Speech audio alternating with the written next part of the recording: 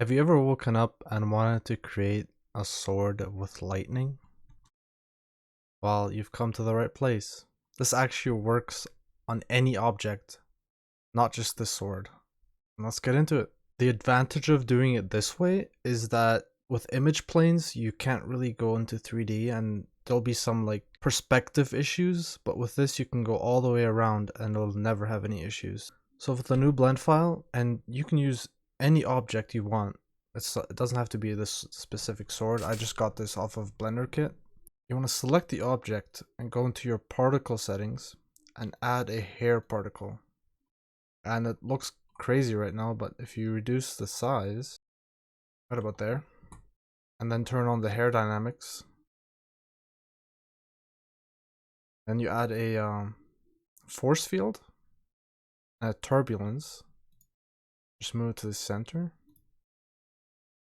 and you want to increase the strength of this force field by a lot. Let's do 1000. Go into solid view so it doesn't lag as much.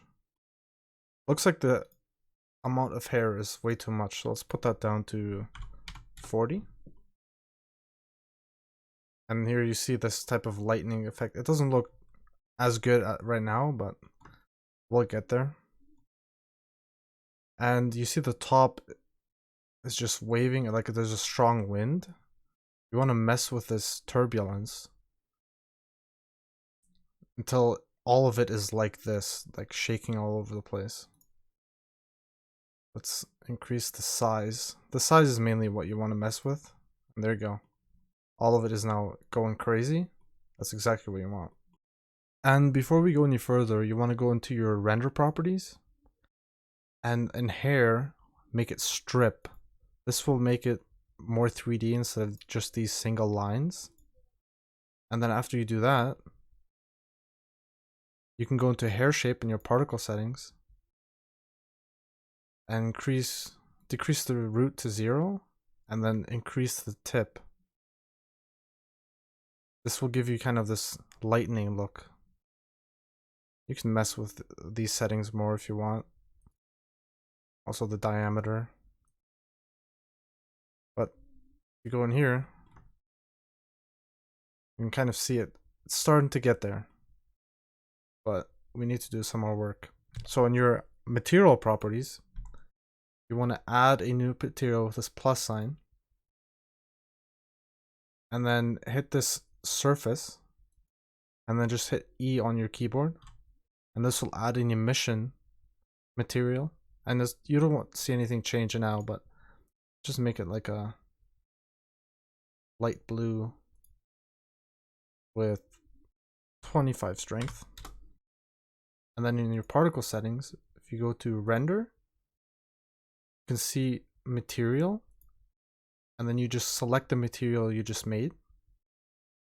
Let's turn on bloom. Looks like the strength on the material is a bit too much, so let's turn it down. Something like that. There you go. Now let's bring this timeline up and change it to shader editor. Let's add a hair info and also a mapping node. Let's plug in random to the top vector and then add a white noise vector into vector.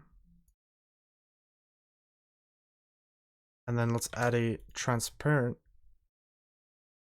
BSDF and a mix node.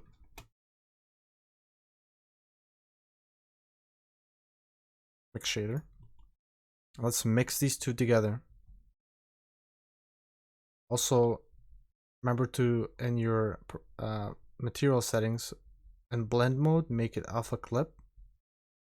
Not everything will be gone, but if you move this factor, they will appear. After below 0.5 they'll appear, and above 0.5 they'll disappear. So let's use this white noise. This is what this white noise looks like. It randomizes between white and black. So let's make this the factor. And now only some of them will appear. And if you move this X location, you can kind of see it going crazy. Let's edit color ramp and make it from linear to constant, and then just put it. If you put it all the way to the end, all of the strands will show up, but the closer you move it to the left, less and less will show up until obviously 0 at the very end. But let's put it to like here. And now only some will show up, but let's animate this X value. You click on it and then hit pound and then frame. Just type pound and frame. And now each frame will add 1 meter in the animation. Now if you hit play, and then if you move this more to the left, less will show up, and to the right, more will show up. But I kind of want to add it less so it adds more randomization to where the lightnings are going to be, lightning strands. And one last thing, if you just want the lightning on a specific spot on the object, you can select the object, and then in edit mode, just select the spot where you want the lightning to be, and then add vortex group, and then assign it. To make sure it's assigned, just deselect and select again so you can see it's assigned. And then go into your particle settings, and all the way down you'll see vortex groups. In the density, you just want to select the group you just made, and now the lightning will only show up where your group is. And you can also edit this. So if you go into your vortex groups, select another spot, assign, and now lightning will show up here on this part and the sword. And this can be applied on any object. So if I just hit A to select everything, let's hide it and add a icosphere. Scale it down a bit. And then if we go into the particle settings, add a new particle and just select the particle system we just made. And then in the materials, you just want to add 2 materials, one for the icosphere, and then select the second one and select the one we just made. And you can see you might need to change some settings on like the hair size and the amount,